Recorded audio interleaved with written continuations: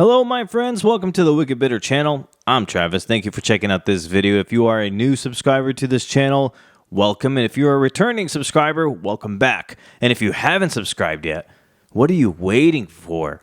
This channel, we post weekly. We talk about Raw. We talk about SmackDown. We sometimes talk about NXT.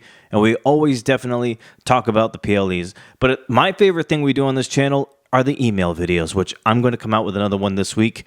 I answer emails. You send in your emails to me. I read them on the videos, and then that's how we can talk to one another, and I find that to be very fun. It's my favorite thing to do. So if you haven't subscribed yet, hit subscribe. If you love WWE, this is the channel for you. You will not regret it.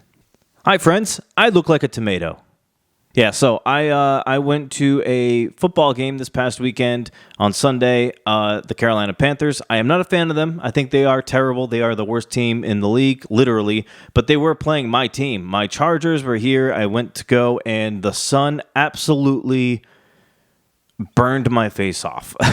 So I'm very red. I look like Brother Love, and I'm going to be covering Raw here. You might not be able to see it, actually, because I got the lighting in here, so maybe it makes it look a little better. But all day today, I've been walking around, and I look like had red paint on my face for the entire day, so it looked very stupid. So that's going to be fun to get through for the whole week until this goes away, but never mind that. Let's talk about Monday Night Raw because, again, it was another jam-packed episode. I have a lot of notes on my phone.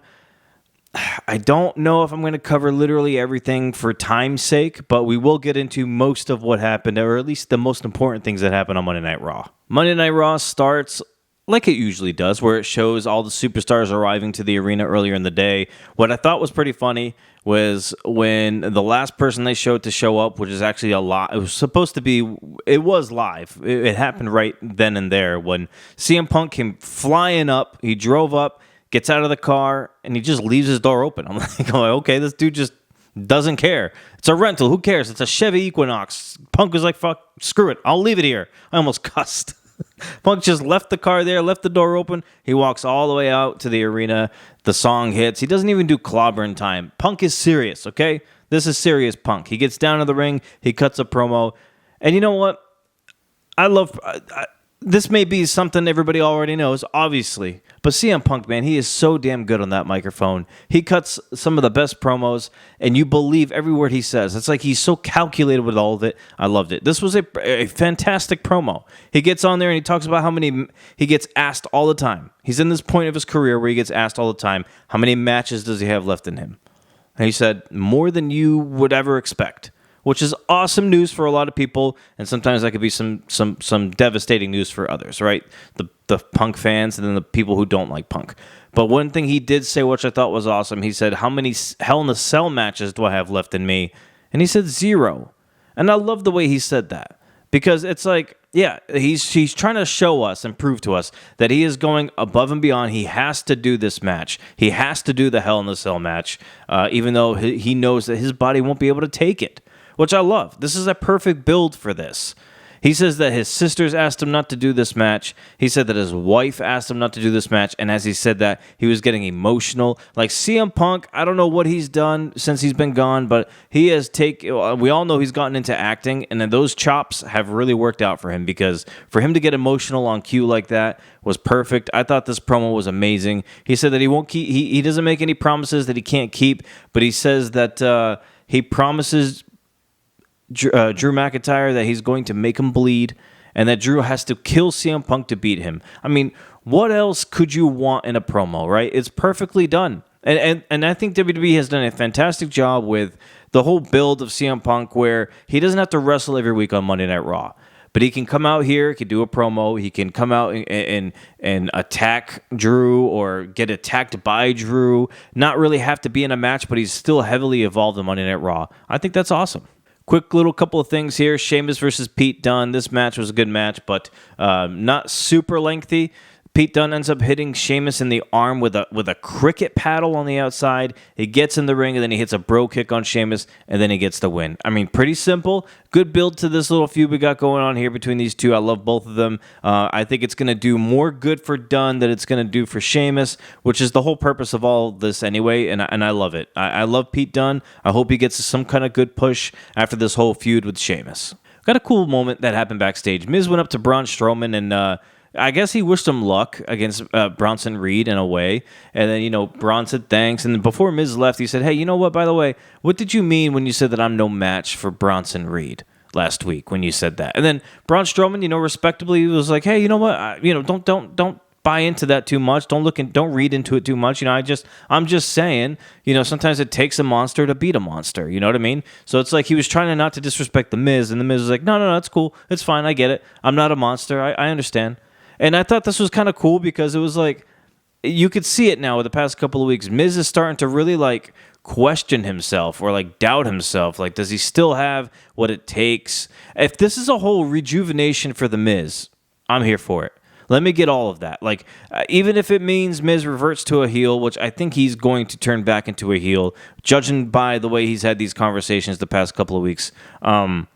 I'm definitely okay with it. I love Miz is better as a heel anyway, in my opinion, but I want us to do something with it. If he goes back to being a heel and he uses this as like fire and fuel, please let the Miz do something. I'm cool with Miz winning a title. Even the world. I mean, I'm somebody who has been down for Miz to be a World Heavyweight Champion or WWE Champion. When he won it the last time, I thought it was very short-lived, and I think he could have done a lot better than what they gave him. And I think he lost to Bobby Lashley or something. But yeah, Miz definitely underrated. I think a lot of people give him crap, but Miz is one of the best out there, man, and he has been for a very long time. He's underrated, I feel like. But yeah, cool little segment there with Braun Strowman and Miz for sure.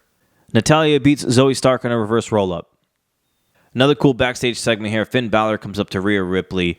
I thought this was cool. He pretty much tells her that, she and Damian are the reason why he didn't become World Heavyweight Champion. He blames Damian. He blames Rhea. He says that she said that they used to be a family. And then like they kept using the word family. Like even Rhea used it back towards him. And I'm thinking, man, they're really pushing this whole family thing heavy right now. Like, are they teasing? Is this like a little foreshadowing for the Wyatts, like who their next potential victims could be? Like, are the Wyatts going to target either the Judgment Day, Rhea Ripley, and Damian, or maybe all of them? I feel like that's one of the things here because as we know, Wyatt family have been talking about families turning their backs on one another and treating them wrong.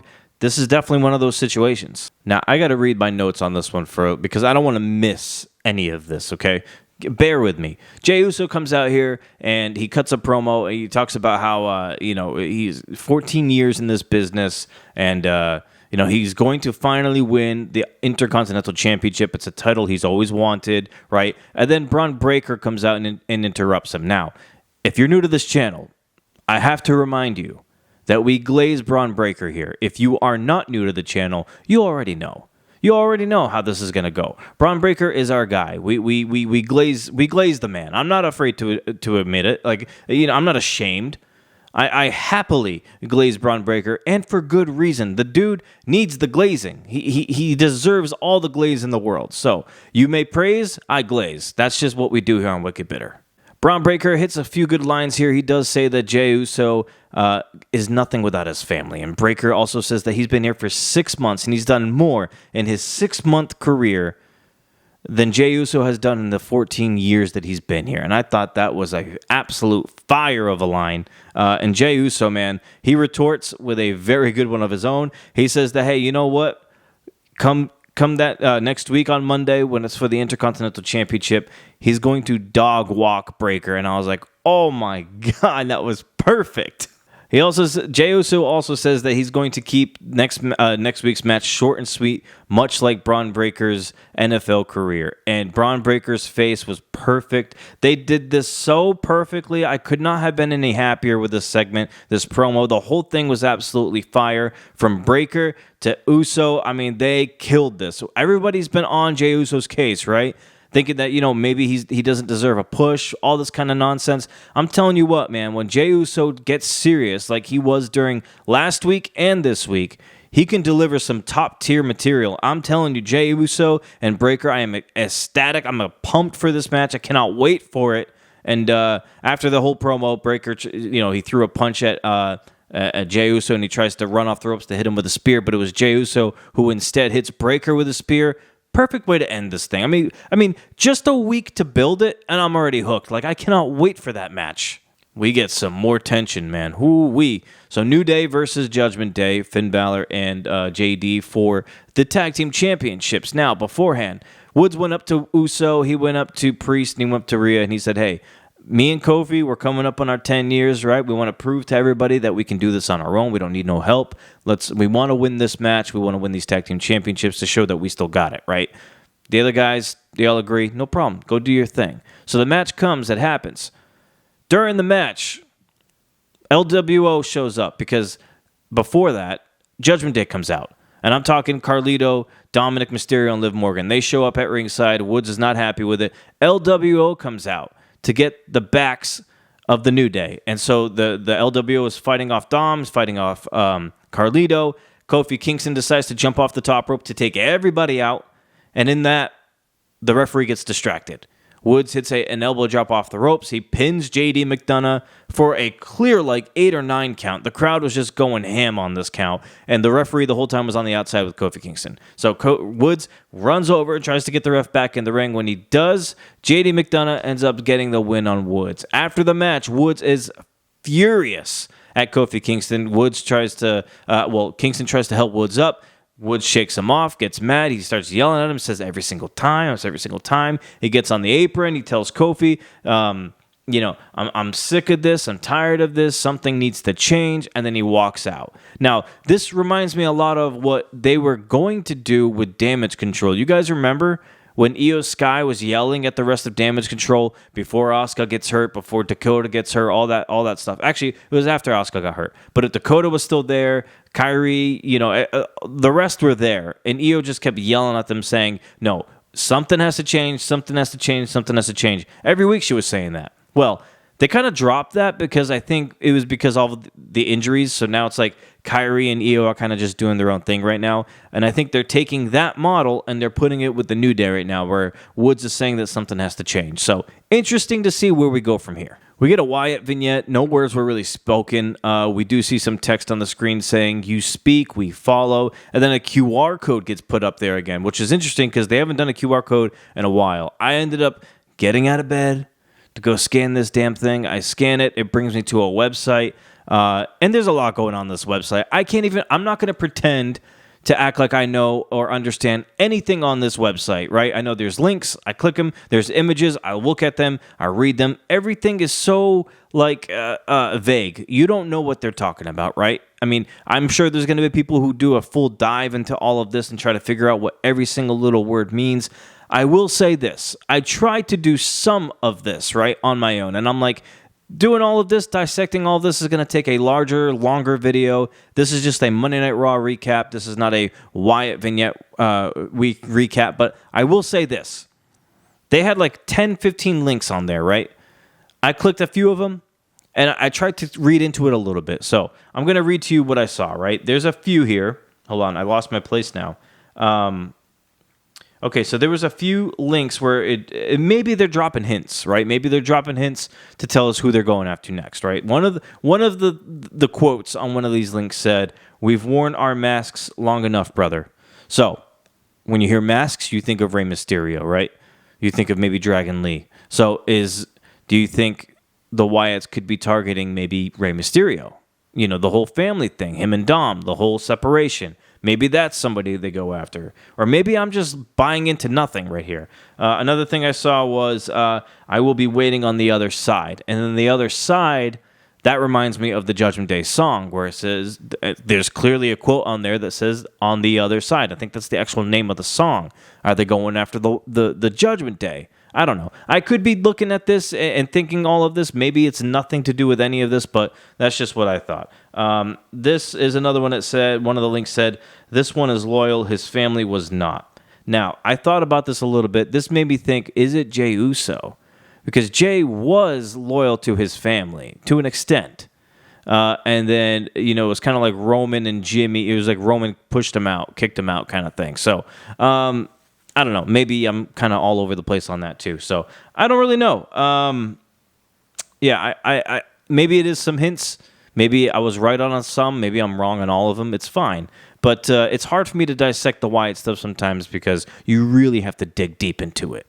Woods and Kofi argue backstage. I mean, Woods was yelling at the LWO. Kofi came up on him. Kofi told Woods, hey, no. I'm the one that asked for the LWO to show up. He dapped him up. LWO went on their way. Woods is yelling, hey, you cost me the championship. Woods asked, what's going on? Why do we need LWO? Why do we need help? We never used to need help. And then Kofi said, well, yeah, we never used to need help because we had Big E.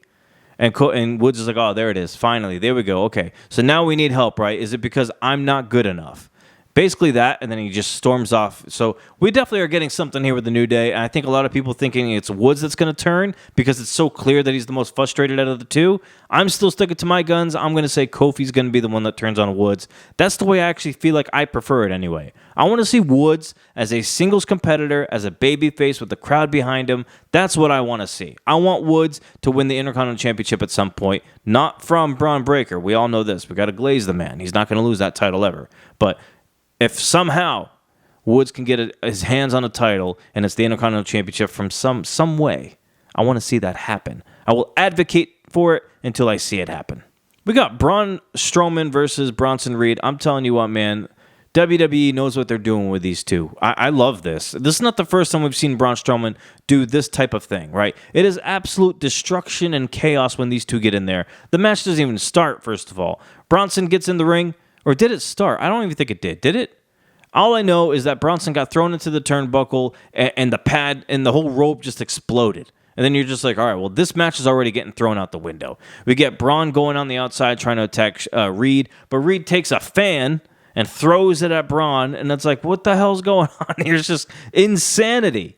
And then after that, Braun tackles Reed right through a barricade again, and here we go. Got people trying to separate all of this. The fight goes into the crowd. It happens backstage. He's getting thrown into equipment.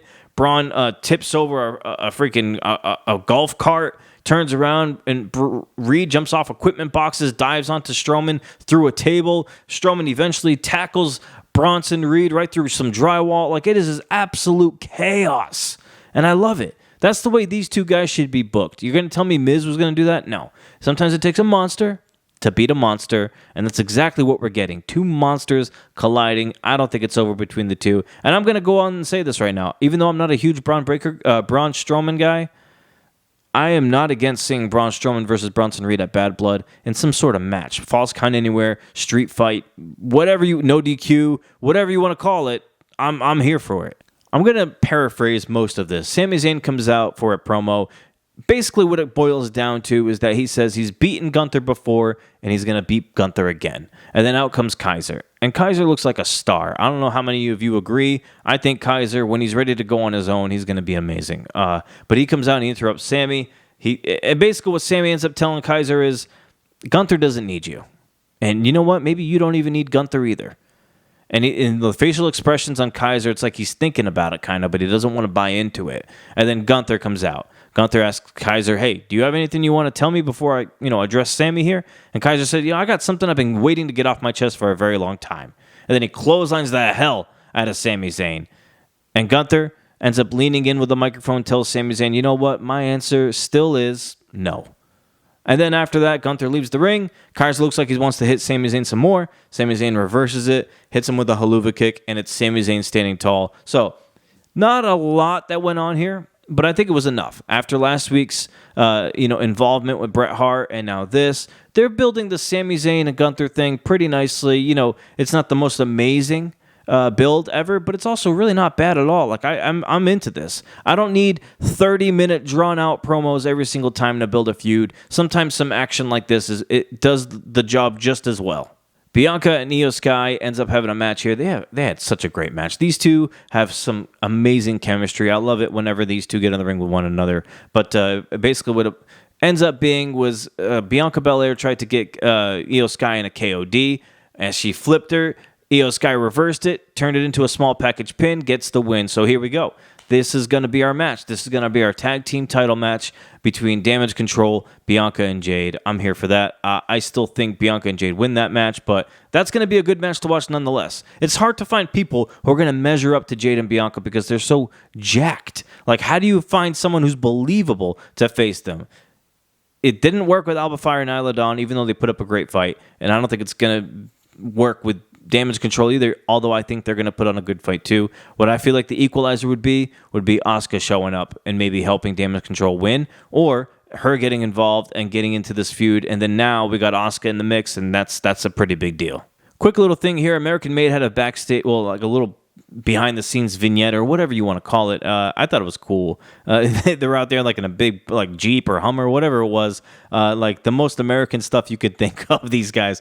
And they pretty much talked about how it seems like they're going to move on from the Wyatts. So I'm interested to see what American Made do next. I'm interested to see what the Wyatts go through next.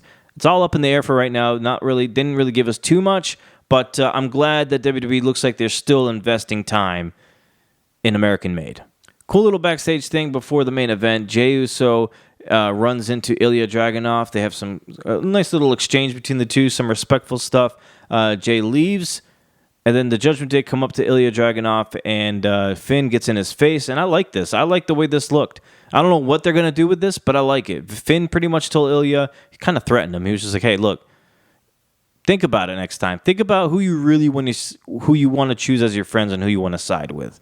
Dragunov didn't look like he had any interest at all, and looked like he was ready to fight all of them. He was adjusting his cuffs on his wrists, and I'm like, this dude's about to throw hands right now. But yeah, I like the way it looked. Would we be mad if Dragunov joined the Judgment Day?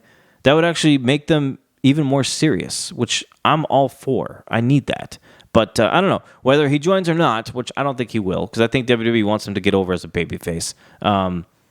Let me get a Finn Balor versus Dragunov match. Yeah, sign me up for that. We got some more chaos here in the main event. Dominic Mysterio versus Priest. At some point, Priest looked like he was going to win the match. Liv puts Dominic's foot on the rope, breaks up the count, and then Rhea ends up tackling Liv from out of nowhere onto the announcer table, knocks off our buddy Wade Barrett. How are you going to do that to him? And then just chaos after that. Priest ends up winning the match. Hits Dom with the South of Heaven. Did Priest win the match? Yes, he won. I had to look. I'm sorry. It's late. Once Raw goes to 2 hours, this will be a whole lot easier for me. Priest wins the match with the South of Heaven, takes out Dom, and after the match, the Judgment Day attack Damian Priest. Rhea Ripley tries to help, but Liv stops that very quickly. She throws Ripley into the stairs. Jey Uso comes out, looks like he's going to try to help. He gets down to the ramp pretty much, and then out of nowhere, Braun Breaker hits him with an amazing spear. Let's glaze the man. Praise and glaze, baby. That's what we're doing for Braun Breaker. Good spear, and then back into the ring, we get the Judgment Day continuing their assault on Priest. Liv Morgan hits her, what does she call it? Her move to Oblivion? It's Oblivion. She hits that on Rhea Ripley, and then Finn Balor delivers 3 coup de grace to Priest, and then at the end of the night, it's the Judgment Day standing tall, and my friends, this is what we wanted, right? This is 2 or 3 weeks now, where the Judgment Day looks serious. Thank you. We needed that. And I understand they need to do this because they need to make everybody believe that Finn Balor is going to beat Priest and that Liv is going to beat Rhea. So right now they're getting all the upper hands with Rhea's injury. Like, they look good right now. And I just hope it's not just because of this. I hope they continue to make the Judgment Day look strong and dominant and look like an actual force. Time will tell, though. I know a lot of you are on the same page with me as that, but I'm a little bit worried that they're only doing it just for this PLE at Bad Blood, and then after that, the Judgment Day go back to being like these wimps and cowards or whatever. By the way, the Street Trash shirts, I don't hate them, but I don't want that to be the name of the group. I don't want that at all. I hope that they're just making a shirt out of it and leaving it as a shirt. Please don't name the faction that. Don't name any combination of the faction that. Just please, just keep it to the shirts, and that's it. All right, my friends, that's going to be it for now. Keep an eye out. I will be making an email video that I will be posting today. And if you want to send an email to me, you still have time. Send it into wickedbittermedia@gmail.com. Send in your emails. I will read it on the video. I will post it, and we can talk from there. I love it. I appreciate everybody's support. Have a good rest of the week. We'll be back with more videos, of course. And until we yeet again, my friends, as always, stay bitter.